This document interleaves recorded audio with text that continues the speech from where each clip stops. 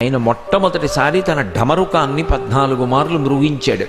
అందులోంచి మహేశ్వర సూత్రాలు వచ్చాయి, అందులోంచి భాష వచ్చి వ్యాకరణం వచ్చి అందులోంచి సమస్తమైన వాంగ్మయం పుట్టింది. అందుకే ఇప్పటికీ వ్యాకరణం గురుముఖత చాలా జాగ్రత్తగా నేర్చుకోవాలనుకున్న వాళ్ళు ఒక్క శివాలయంలోనే నేర్చుకుంటారు. శివాలయంలో వ్యాకరణ మంటపమని కడతారు.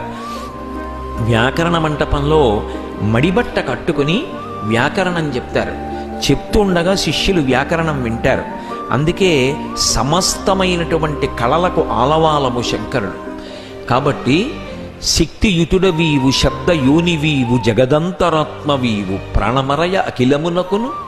ఒక మనిషి శరీరం పైకి ఉంటే ఉపయోగం ఏముంది లోపల ప్రాణం లేకపోతే? అలా జగత్తు ఒక్కటి ఉన్న మాత్రం చేత ఉండేటటువంటి ఉపయోగం ఏముంటుంది? లోపల జగదంతరాత్మగా ఉండేటటువంటి వాడు ఆ శంకరుడు. కాబట్టి జగదంతరాత్మవీవు, ప్రాణమరయ అఖిలమునకును, సమస్త జగత్తులకి ప్రాణానివి నువ్వు.